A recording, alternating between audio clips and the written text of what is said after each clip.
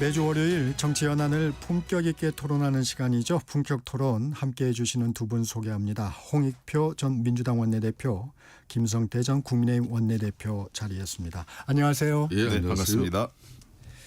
현안부터 살펴보겠습니다. 미국 이민당국이 미국 조지아주 현대차 LG 배터리 공장 건설 현장에서 한국인 300여 명을 구금했습니다.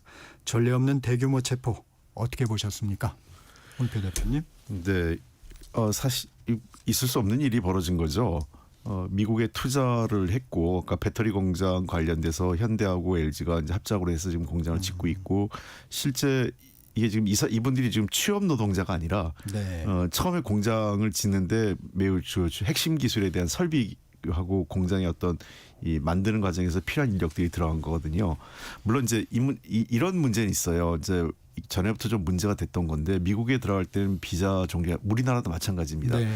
비자의 종류가 있어서 일반 관광 비자가 있고 취업 비자가 있거든요.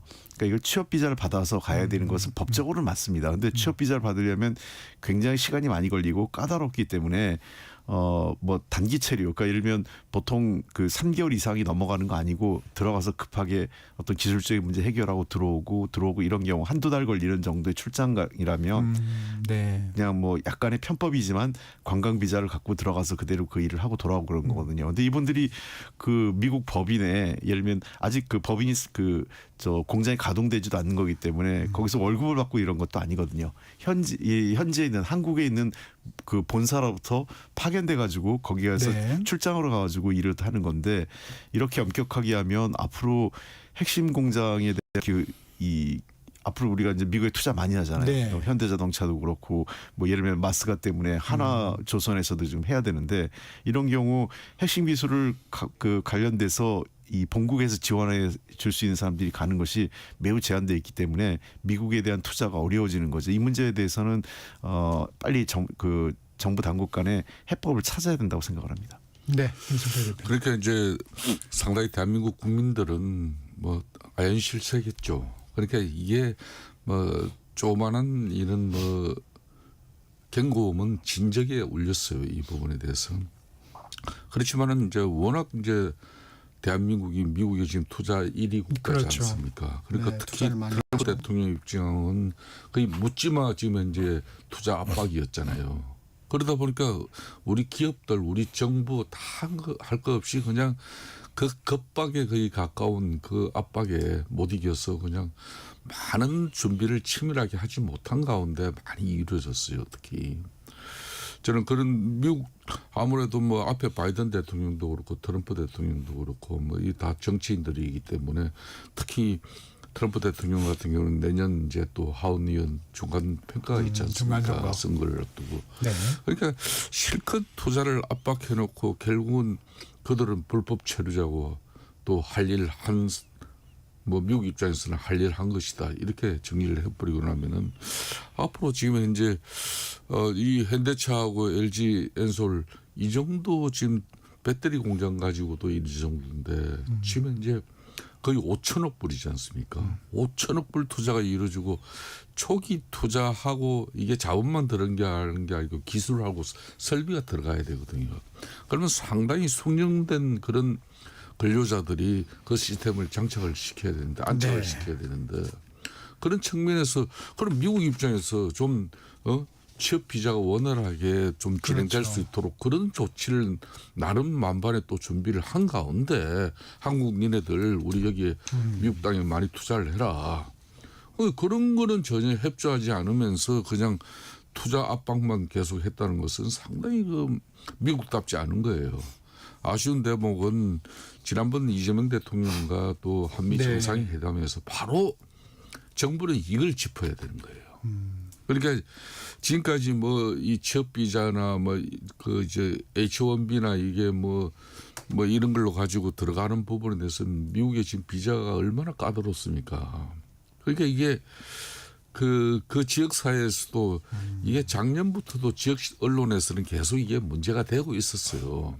그럼에도 불구하고 우리 기업 입장에서는 그게 또 투자한 그 공장을 갖다 완공 기일이 있으니까 한국식으로 한 겁니다. 그냥. 네. 한국식으로 한 게 이제 이번에 크게 문제가 된 건데 바로 그런 문제점을 지난번 한미 정상회담 이전에 실무적으로 우리 주미 대사관이라든지 우리 외교 라인에서는 바로 이 비자 문제를 갖다 이거는 우리 기업들 사전에 좀 입장에서도 해결을 미국 했어야 투자하는 됐다. 기업은 특히 가장 정부의 민원이 제일 많은 게 이거예요. 또 만나면은 이 문제 해결을 해달라고 진작에 그랬거든요. 이거는 뭐 이재명 정부뿐만 아니라 앞에 윤석열 뭐 정부까지 다 이어지는 문제인데 이걸 미국하고 우리가 풀지 못하고 있는 가운데 뭐 투자 압박에 우리는 투자 결정만 일반적으로 한 거. 그리고 이번 문제가 저는 한편으로는 잘 터졌다고 봐요. 이 문제가 이제 물론 300명 그 엄청난 구금 뭐 거의 뭐 감옥 시설이나 다름없는 그런 곳에 우리 근로자들이 엄청 그냥 고생은 했지만은 이거 정부가 미국하고 풀어야 될 문제를 이제 이렇게 엄청난 또 희생 또 고통 속에서 이제 이 문제 접근이 이제 아마 들어갈 건데 참 안타까운 대목입니다. 정부의 아쉬움도 표해 주셨는데 이 우리 정부가 사전에 이게 내사 기간도 좀 길었다고 합니다. 사전 사후에 통보받지 못한 거 이런 부분에 대한 지적도 좀 나옵니다. 이 문제가 이렇게 보시면 될 것 같아요. 한국하고 미국의 그 행정 시스템이 다릅니다. 그러니까 이제 우리 같은 경우는 되게 이제 경찰은 다 국가 경찰이잖아요. 네네. 그러다 보니까 중앙정부하고 다 소통하고 이런 문제에 대해서 행안부 예를 들면 우리나라 같은 경우 행안부 장관에 일정하게 보고가 되고 그 정부 지휘 쪽에 따라지는데 이것은 미국 같은 경우는 주정부가 다 알아서 하거든요. 그러니까 이게 트럼프 정부냐 뭐 바이든 정부 관계없이 조지아 주 정부 내에서 지금 일이 벌어진 거죠. 그러니까 이거 신고 자체도 조지아 지역에 그 공화당계 그 여성 정치인이 지금 신고를 해서 이 일이 이루어진 것으로 지금 돼 있거든요. 그리고 네. 계속 그 몇 명의 사람들은 그 동영상 촬영을 하면서 증거 채취를 했다는 거 아니겠어요? 그런 측면에서 저는 뭐 이게 그 트럼프 행정부 차원에서 어떤 그 계획된 한국을 그 곤란하게 만들려고 한 의도된 행동은 아니다 이렇게 보입니다. 조지아 주 차원에서 그 지역에서 아주 그 자신들의 법에 따라서 그냥 실무적으로 이루어진 내용이었고 근데 이 문제에 대해서 아까 근본적으로 이 해법을 찾아야 되는 문제는 있어요. 그 김성태 대표님께서 잘 말씀해 주셨지만 뭐 우리도 지금 예를 들면 3개월 이상 되고 한 6개월 이상 체류하는 장기 체류자 같은 경우는 다 그 취업 비자를 받으려고 노력을 합니다. 되게 이제 그런 주재원 경우가 되죠. 주재원들 한 3년 정도 2, 3년 정도의 기간을 갖고 가서 하니까요. 기자분들도 이제 그렇게 주재원 될 때 하는데 또 이렇게 한 달 미만의 뭐 짧은 기간을 갈 때 그 비자를 받으려고 하는 건 굉장히 어렵기 때문에 비용이나 시간 이런 것들이 많이 들기 때문에 지금 이런 편법을 했던 건데 이렇게 엄격하게 적용을 하면 사실 굉장히 어렵게 되는 거죠. 그래서 이 문제에 대해서는 별도의 뭔가 쿼터제를 좀 받아야 되는 지금까지 계속 한미 양국 간의 한미 FTA 협상 과정에서도 그랬고 한미 정상회담 또는 외교부 장관 회담 때마다 이 문제를 논의가 됐었어요. 쿼터제 문제가 그 취업 비자 관련돼서. 근데 보통 이제 취업 비자라고 할 때는 몇 년간 한 6개월 이상, 1년 이상 그 되는 사람들을 대상으로 하는데 이렇게 그 투자건 시설, 그러니까 우리가 설비 투자와 관련된 문제에 대해서는 어떻게 할지에 대해서 이번 기회에 한번 그 해법을 좀 만들어야 된다고 생각을 하고 아마 300명 그분들은 이제 자진 출국 형태로 아마 협의가 되는 것 같아요. 왜냐하면 추방당하면 거의 미국에 못 들어가게 됩니다. 미국에 한번 이유가 불문하고 강제 추방당하면 일종의 불법 체류자 신분이 돼버리기 때문에 앞으로 향후에 미국에 갈 수 없는 상황이기 때문에 아마 정부에서 최대한 그 조지아주 정부하고 그리고 미국 연방 정부하고 협의해서 아마 조지아주 정부는 조금 우리한테 협조적일 거예요. 그러니까 굉장히 중요한 우리가 투자 대상 국가이기 때문에 등등과 관련돼서 협의해서 아마 이 문제는 그 조기에 해결은 될 것 같은데 앞으로 그 이런 문제가 재발되지 않도록 정부가 미국 정부하고 좀 철저하게 협의가 좀 필요하지 않을까 생각합니다. 그런데 이번 사건을 바라보는 전 세계의 인식이나 특히 미국 내적으로 미국 국민들에게 비춰지는 대한민국의 이상이라든지 대한민국 그 쉽게 말하면 고도에 숙련된 그런 기술을 가진 그런 분들이 미국을 위해서 또 양국가를 위해서 또 물론 우리 현대차 LG 에너지 솔루션의 또 기업 입장도 있습니다만은 이거는 상당히 의미를 가진 그런 합작 공장인데 거기에 이 지금 조지아주 검찰 같은 경우는 이걸 미국 되찾기 작전이라 그랬어요. 그러니까 이제 그 일환이다. 미국 되찾기 작전 일환이다 그러면서 사실상 이번 작전의 목적 자체를 갖다 규정을 했어요. 이번 작전의 목적은 불법 채용을 줄이고 또 고용주들이 허가받지 않은 노동자를 고용해서 불공정한 그런 우위를 갖다 그걸 막는 길이다. 그러니까 쉽게 말하면 한국 기업들이 미국에 투자하는 건 좋지만은 미국의 그러면 현지법을 따라야 되는 거다. 미국 근로자들 고용해서 공장도 완공하고 설비도 완성하고 또 시스템도 네. 안착을 해야 되는 것이다. 이 메시지예요. 근데 미국인들 언제 우리 방식에 그러니까 공장 설립 방식이 있고 안에 설비 또 이런 전체 자동화 시스템 이런 모든 것들은 한국 기술이 들어가야 될 부분인데 그러니까 이게 앞뒤가 안 맞는 거죠. 그러니까 미국 입장에서는 이번에 미국 대차기 작전을 해놓고 쉽게 말하면 한국의 그런 고도에 숙련된 기술자를 갖다가 모허가 노동자로 그냥 뭐가 노동자 착취로 그냥 이렇게 규정을 해버렸어요. 이렇게 이 뭐가 노동 착취를 갖다 이제 한편으로는 보호하기 위한 것이다 이런 거지만 그게 뭐 지금 요 몇 년 사이에 미국의 CNN하고 폭스뉴스가 이제 다루고 있습니다만은 이게 뭐 실시간으로 계속 달아요. 지금 이번 단속 같은 경우는 최근 몇 년 사이에 미국 내 제조업 현장에 있었던 단속 중에 최대 규모입니다. 이 최대 규모 대상이 왜 대한민국 미국의 제1 투자국이고 이번에 또 한미 정상회담을 통해 가지고 5천억 불 무려 700조 원 넘는 앞으로 투자를 해야 되는 그 국가 그 국민들에게 취해지는 행동이었냐 이거예요. 저는 이 부분에 대해서는 트럼프 대통령의 이중적인 그런 뭐 속셈에 대해서 상당히 규탄하고 싶어요.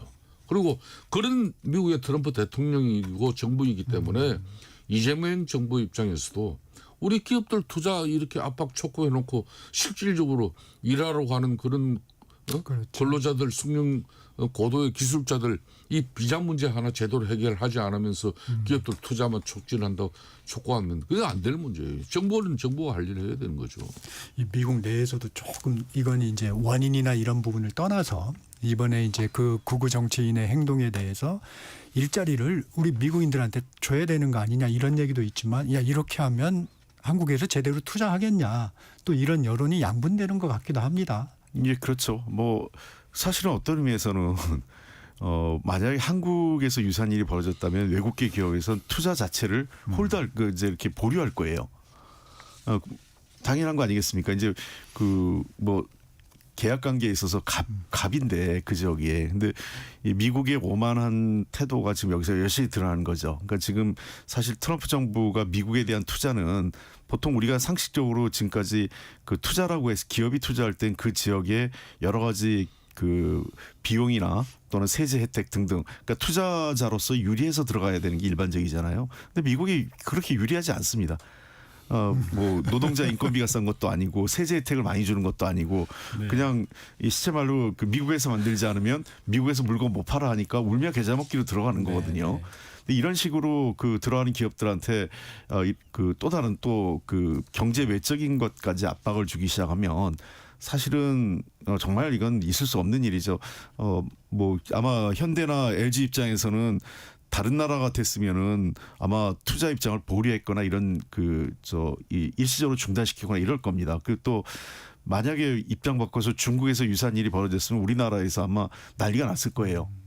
그렇죠. 보수 정당이나 이런 여론 중심으로. 그러니까 저는 뭐 이 문제가 반미 여론까지 가야 된다 이렇게 생각하지는 않지만 이런 식으로까지 우리가 저자세로 미국에 투자해야 되는지 그러니까 저는 사실은 이 문제에 대해서는 우리 정부도 좀 강력히 대응을 해야 되는데 정부가 강력히 대응하려고 하면 정치권과 국내 여론 등이 이것은 정부의 책임이 아니라 트럼프 정부와 미국의 일방주의나 미국의 잘못된 태도에 대해서 이건 좀 강하게 한 목소리를 내줘야 돼요. 그렇습니다. 그러니까 저도 뭐 일정 부분 홍 대표님 말씀에 그렇죠. 뭐 동의를 합니다. 동의를 하면서도 반드시 우리 정부 특히 외교부 같은 경우는 이번에 미국의 이번 단속에 대해서 국민의 권익이 부당하게 침해당하지 않았는지 이 대단히 중요한 문제거든요. 그러니까 또 이제 문제를 터지고 나서 사후처 뭐 수습하고 또 신속하게 이 문제를 뭐 해결은 일단 출국 형식으로 취하지만 전시기 보내서 태워온다고 끝내는 문제가 아니라 그 자체가 중요한 게 아니라 근본적인 문제 해결을 더 부각시켜서 이참에 정부가 이 근원적인 지금 현재 비원 비자나 또 무비자, 제도적으로 무비자 그런 비자 이스타로 체계를? 들어가서 그냥 예.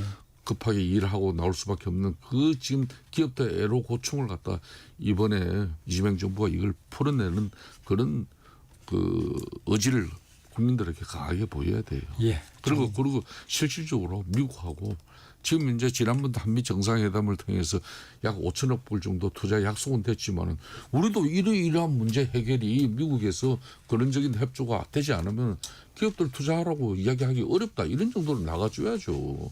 정부가. 네, 정부의 촉구하는 내용도 담아주셨습니다. 정부 조직 개편안 좀 살펴보겠습니다. 어제 고위당정협의회에서 개편안이 확정이 됐습니다. 먼저 이 검찰 관련해서는 여당의 입장대로 됐습니다. 정성호 법무부 장관 중수청을 행안부에 두면 1차 수사기관이 집중되는 부분에 대한 우려를 표했는데 일단 민주당의 중론이 좀 채택이 됐습니다. 어떻게 보셨습니까? 홍필 대표님. 뭐 이거는 민주당이 아니냐 뭐 누구이 아니냐를 떠나서 사실은 처음에 정성호 장관의 안을 우리 당의 의원들이 뭐 일부 강경파라고 자꾸 얘기하는데 강경파가 아니라 저를 포함해서 대부분이 받아들이기 어려웠습니다. 그러니까 일단은 중수청을 법무부 내에 둔다. 이거는 상정될 수 없는 안이었고요. 그리고 기본적으로 수사기관은 수사기관대로 이렇게 모아놓고 그다음에 기소나 공소유지를 하는 쪽은 그것대로 또 법무부에 모아놔야 된다. 이런 처음에 판단이 있었기 때문에 이거 꼭 누구의 손을 들어줬다 이렇게 생각하지는 않고 다만 그 대통령이나 또는 이제 민주당에서 고민은 정성호 의원이 가지고 있는 그 문제의식은 정성호 법무장관이 가지고 있는 문제의식은 공감을 하고 있습니다. 그러니까 이 검찰 개혁을 통해서 자칫 이 부실 수사나 수사 지연이 이루어지지 않도록 아마 지금 가장 핵심적인 것은 보안 수사와 관련된 문제를 어떻게 정리할 건가가 핵심일 것 같아요. 그래서 후속 논의가 필요하겠죠. 예. 실제 제가 그 법조계 얘기 들어봐도 뭐 행안부를 가느냐 법무부를 가느냐면 문제는 그렇게 중요하지 않은데 보안 수사권에 대해서는 좀 잘 정리해야 되지 않느냐 이렇게 얘기를 합니다. 그래서 아마 보안 수사권 문제가 지금 그 2라운드에서 논의될 텐데 그 부분에 대해서는 일정 정도 그 정성호 법무부 장관의 의견도 수용될 가능성이 높은 게요. 다른 걸 떠나서 그러니까 예를 들면 경찰이 너무 부실 수사해왔는데 그걸 그대로 갔을 경우에는 뭐 그렇죠. 기소가 안 된다든지 또는 그 법원에 가서 무죄 판결 나거나 또는 실제 그 사람이 저지른 죄보다 더 낮은 죄값을 치르거나 또 반대로 죄가 없는 사람이 죄를 짓는 경우가 있었잖아요. 그 전에도요.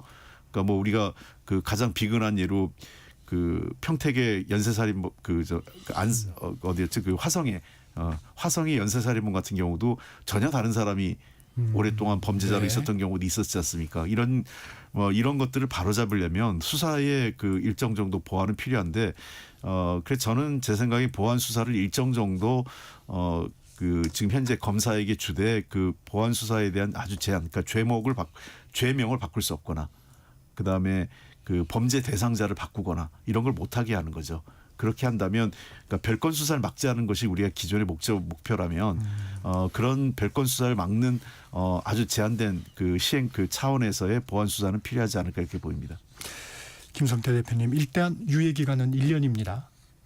저는 유예 기간 그 1년 동안에 뭐 지금 이제 78년 만에 이 헌법의 헌법 기구로서 또 보장되어 있는 이 검찰청이 해체되고 그런데 헌법에는 검찰총장의 직위가 그대로 유지되는데 그 부분도 좀 실질적으로 논란이 이재명 있더라고요. 정부에서는 이제 검찰총장의 직제가 없어지는 겁니다. 실제 말하면은 그런 가운데 이제 이게 이번에 정부 조직 개편 이 안을 내용을 보면은 그러면은 경찰청이나 국수본 또 검찰에서 이제 쉽게 말하면 수사 기능은 이제 중수청으로 쪼개져 가지고 이게 어디로 가는가 그동안 그 많은 논란을 빚었지만 결국은 행안부로 가는 걸로 정의가 돼 버렸어요. 그러면은 이 행안부 자체가 이제 거대 공룡이 돼 버립니다. 초거대 공룡이 돼요. 경찰청, 국수본, 중수청 모든 지금 현재 수사 쉽게 말하면 권력이 행안부 손에 다 들어가게 되는 거예요. 행안부 장관의 지휘를 받게 되는 겁니다. 자 그러면은 이 행안부의 영향력은 결국 대통령의 영향력이 될 수밖에 없는 겁니다. 그렇기 때문에 이게 권력이 이렇게 한 곳에 집중되면 결국 권력의 오남용 문제가 발생할 수밖에 없는데 네. 거기에 따른 문제점 견제 장치는 또 어떻게 확보할 것인가. 이런 부분이 아직까지 국민들이 이번에 정부 조직 개편안을 이렇게 보면서도 이게 거기에 대한 해답은 정부가 명확하게 지금 내놓지를 못하고 있어요. 물론 앞으로 이제 검찰청이 해체가 되면서 이제 국무총리실 산하에 퇴표를 두고 네. 뭐 세부적인 내용은 앞으로 논의가 민주당하고 되겠죠. 또 정부하고 또 대통령실이 같이 공동 논의해가지고 정하겠다 이러겠지만은 그렇게 이제 검찰청을 해체하는 게 그렇게 시급한 문제 있는가? 또 이제 이 검찰청을 이제 공소청으로 바꾸잖아요. 기소 공소 유지를 위한 네. 공소청으로 이제 둔다는 것인데 이 자체가 또 위헌이라는 지적이 많아요. 이 헌법학자 법률가들 입장에서는 이게 위헌 그런 논란이 이제 빚을 수밖에 없다는 그런 의견을 많이 내고 있어요. 그러니까 제가 아는 헌법학자 같은 경우도 검찰청은 헌법상의 이게 기관인데 이런 헌법상 기관을 갖다가 명칭을 변경하는 것도 쉽지 않은 문제고 또 실질적인 내용을 변경해서도 안 된다는 그런 이야기를 하시더라고요. 양론이 있긴 그러니까 있습니다. 그걸 그렇게 변경해서는 안 된다는 게 헌법의 법칙이란 겁니다. 네. 그렇다면은 뭐 아무리 정부 조직법 이걸 갖다가 개편하지만은 이거는 법률로 가지고 하는 부분인데 법률 위에 지금 헌법이 규정하고 있는 부분을 이렇게 헌법의 원칙까지도 허물면서 하는 게 맞느냐. 네. 이 부분에 대해서는 큰 우려가 있는 거죠. 홍익표 대표님, 이 부분만 한번 짚고 갈게요. 그 헌법에 검찰총장이 명시돼 있는데 이 하위법으로 이걸 바꾸는 게 가능하냐? 이게 이제 헌법 학계에서도 양론이 좀 있습니다. 예, 두 가지를 봐야 될 것 같아요. 이제 위헌 시비와 관련된 내용이 두 가지가 있는데 하나는 지금 말씀드린 그러니까 헌법에 그 기재돼 있는 기관을 바꾸는 것이 이게 이제 헌법 그 위헌 헌법에 그 일치하냐 일치하지 않느냐 하는 논란. 네. 이게 이제 그게 이제 검찰총장과 검찰이죠. 네. 그다음에 두 번째는 그 기관이 이제 그 법률에 기재돼 있는 역할, 권한과 책임이죠. 거기에 이제 기소권이거든요. 네.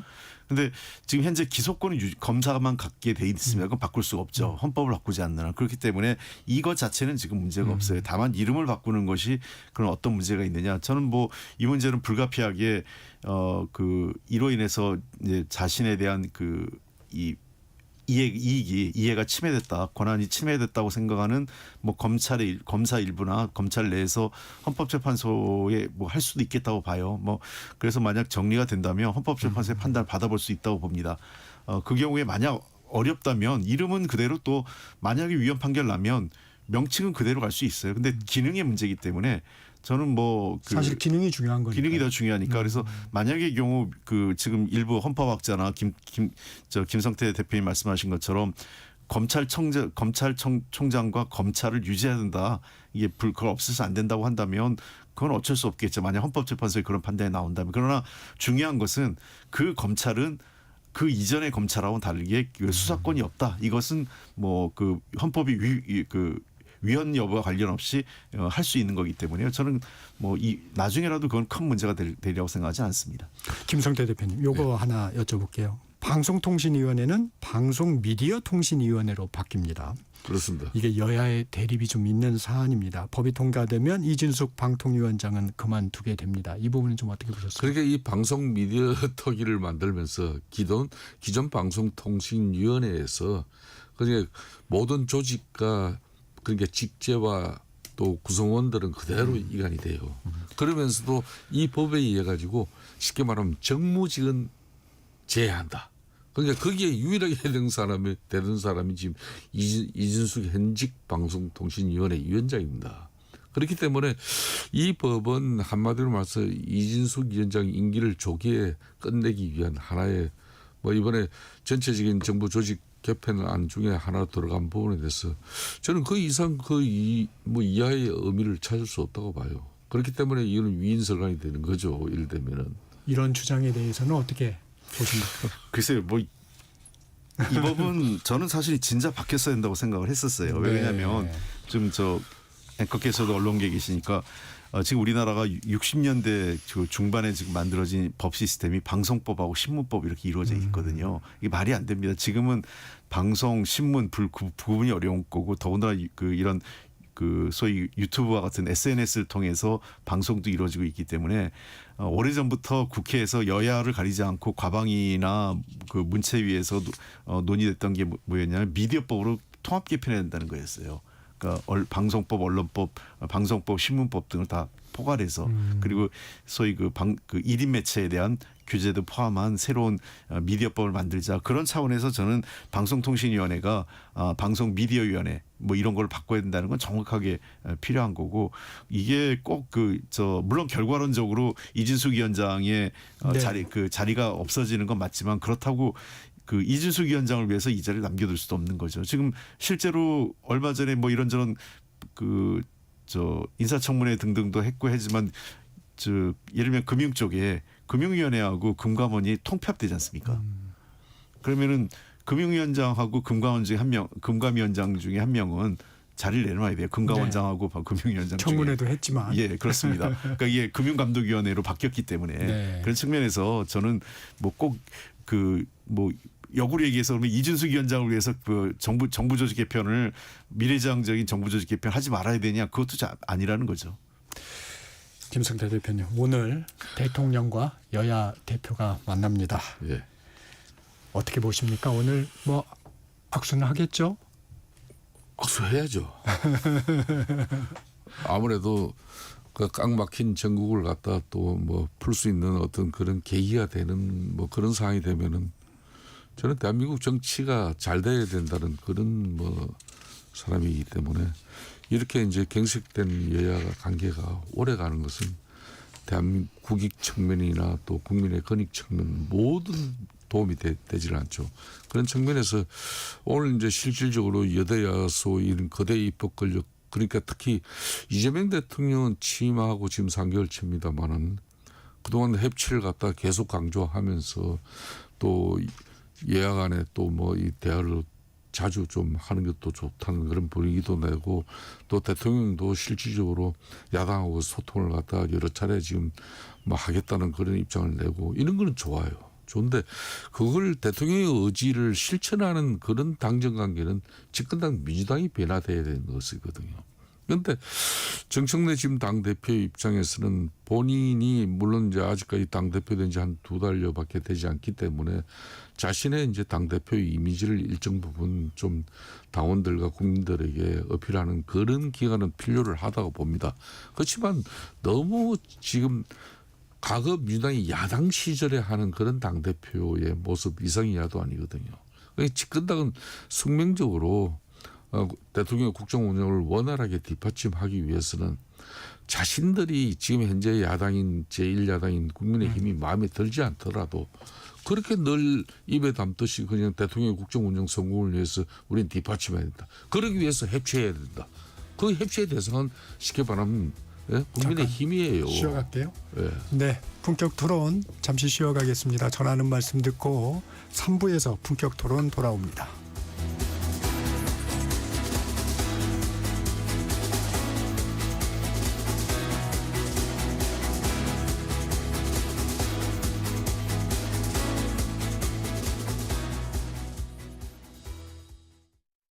잠시 후 8시 반부터 일부 지역국에서는 해당 지역 방송을 보내드립니다.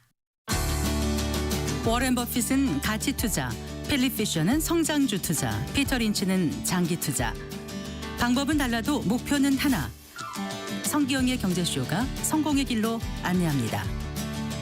깊이 있게, 명쾌하게, 지금 이 시대 경제에 관한 모든 것을 알려드립니다.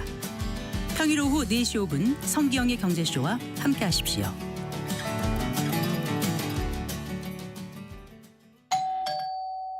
편지 왔습니다. 퇴근길 지친 당신에게 힘이 되는 뉴스를 전해드립니다. 매일 저녁 5시 5분 당신과 함께 읽는 세상 이야기 KBS 1라디오 뉴스레터 K. 지금 시각은 8시 30분입니다. KBS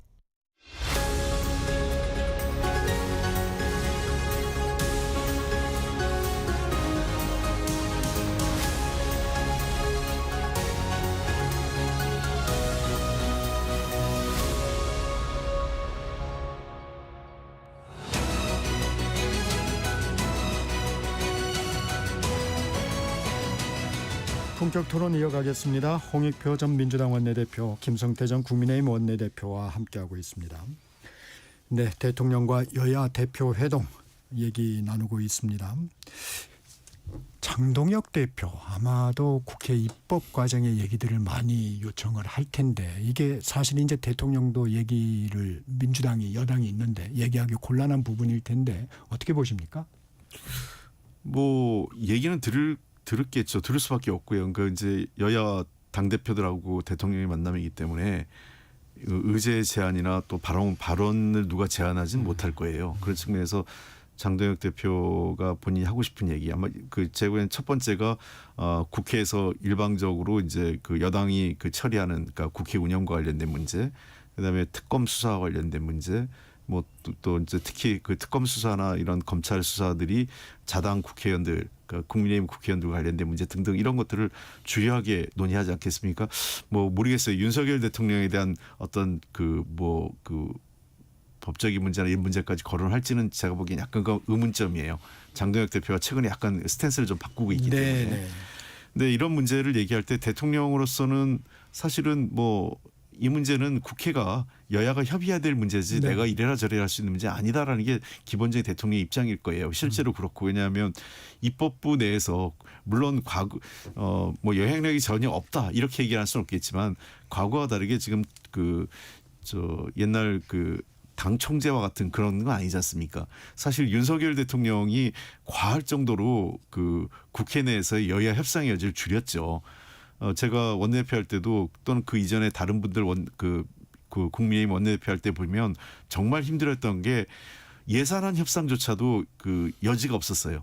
다 용산에 허락받아야 되고 막 이런 것들. 그러니까 그 과거에는 통상적으로 여야가 어느 정도 합의하고 이거는 내가 하겠다 하고 용산을 설득하고 이런 게 일반적이었는데 아예 그런 게 없었던 그 상황이었던 걸 감안하면 저는 반대로 지금 그 이재명 대통령의 어떤 그 해법은 뭐 여야가 잘 협의해 하시면 그런 부분에 대해서 저도 그 적극적으로 그 내용을 수용을 하겠다 이런 정도의 입장을 취할 가능성이 높다 이렇기 때문에 다시 공은 여야 간의 대화나 여야 간의 협상 문제로 돌아오지 않을까 생각됩니다.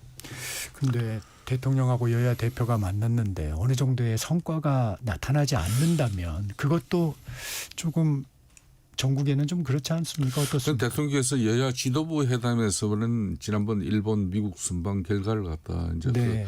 아마 성과 위주로 이제 주로 이제 정치적 어떤 보고를 하고 앞으로 국회 차원에서 이제 협조 협력을 잘해달라.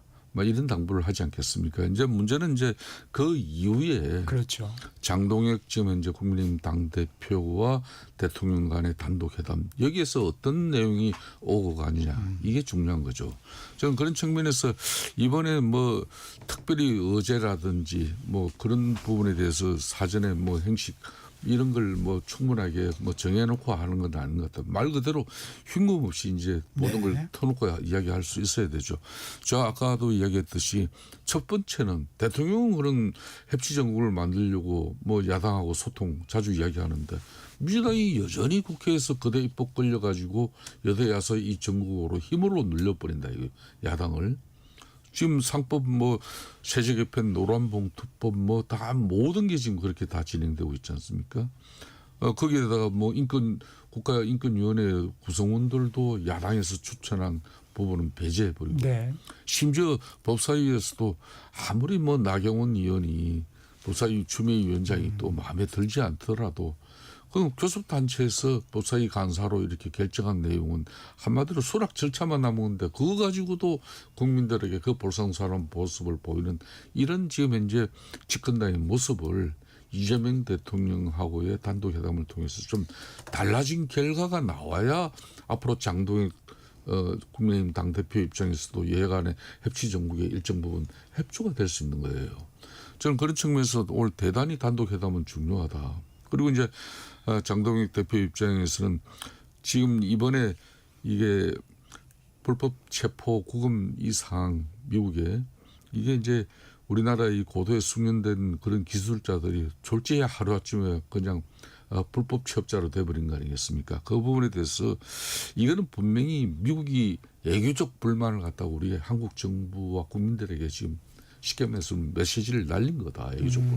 그렇기 때문에 이걸 단순하게 미국의 뭐 이민 단속국이나 국토안전보장국에서 뭐 마약 뭐 수사청까지 다 동원해서 그냥 불법 이민자 단속한 거다. 이렇게 치부해버리면 안 되는 겁니다. 근본적으로. 그런 측면에서 이걸 외교적 문제로 이렇게 심각하게 또 받아들이고 이 문제 해결 방안 여기 대해서도 아마 장동혁 대표가 뭐 구체적으로 아마 짚지 않겠냐. 그리고 이제 마지막으로 이제 민주당 주도에 또 지금 3대 지금 이 특검법 개정안 이 부분에 대해서도 특히 내란 특별재판부 설치 이런 부분은 아까도 헌법 이야기했지만 대단히 대한민국의 사법 체계를 뒤흔드는 중요한 문제거든요. 이런 게 계속 민주당 주도로 이루어져 버리면은 이게 대한민국의 뭐 한마디로 이 정치는 실종돼 버리는 건데 이런 측면에서 오늘 이제 대통령 만나고 대통령 하에로 그냥 주선해서 양당 대표와 악수는 하는 그림은 아마 저는 나올 거라고 보는데 그게 맞냐 이거죠. 저는 민주당이 먼저 변화되는 그 중심의 대통령의 영향력이 좀 형사됐으면 하는 바람이 있습니다. 두 분 다 원내대표를 역임하셨으니까 이 문제 좀 짧게 좀 여쭤볼게요. 이 여야정 국정협의체를 아마 제안할 것이라는 얘기가 나오는데 이 여야정 국정협의체 예전에도 보면 이거 현실적인 한계가 있는 거죠. 하면 항상 제대로 된 적이 없었던 것 같은데. 저도 벌써 여야정 국정협의체를 지금 메모를 해놨는데요.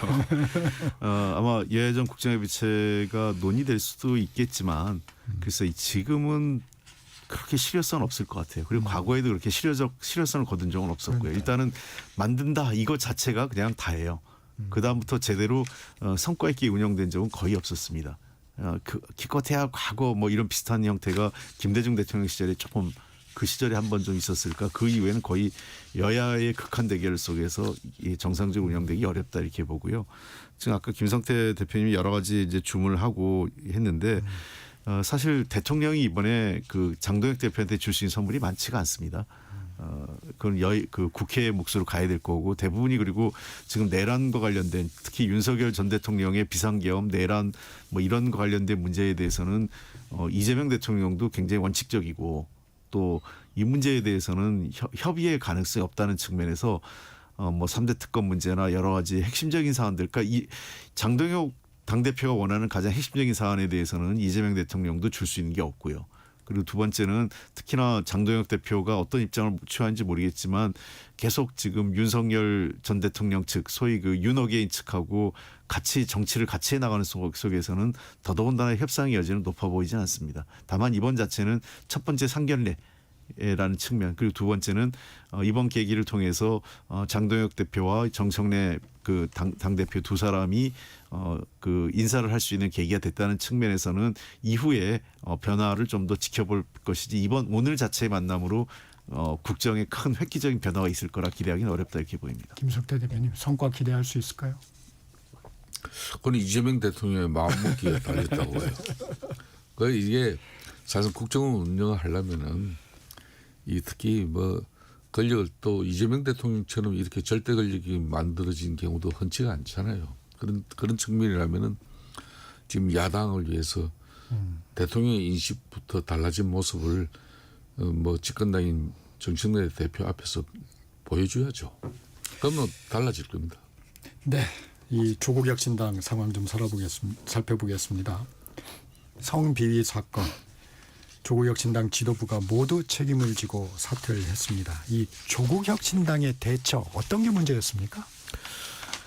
이건 조국혁신당뿐만 아니라 과거 어떤 이런 성비위가 조직 내 발생했을 때 그러니까 해야 될 기본 그 세 개가 있어요. 첫 번째가 초기 단계에 가해자와 피해자를 확실하게 분리해야 됩니다. 특히 그 통상적으로 잘못하는 경우는 분리를 하는데 그 피해자를 격리시키는 방식 하는 경우가 있어요. 이건 아주 잘못된 거죠. 그러니까 격리의 대상은 가해자거든요. 그래서 피해자와 가해자를 격리하는 거. 그다음에 두 번째는 이 사건은 대체로 물증보다는 그 당시 정황에 대한 그 증언을 통해서 네. 이루어지는 거기 때문에 철저하게 피해자 중심주의로 가야 됩니다. 그리고 세 번째 중요한 건 때로는 특히 이제 이런 정치 조직에서의 문제인데요. 이런 경우에는 그 과하다. 과잉 대응 아니냐 이럴 정도로 그 조치가 이루어져야 돼요.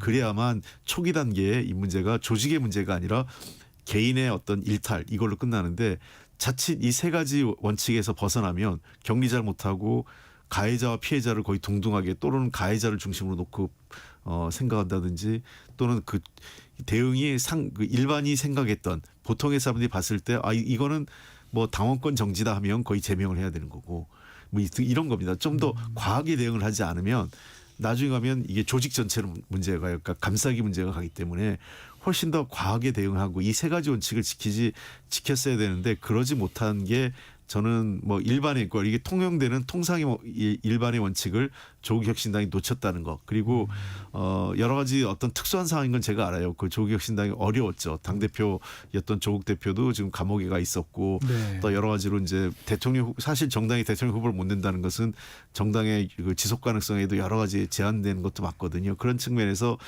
정치 경험이 많지 않은 의원들 중심으로 매우 어려운 당 상황인 건 맞지만.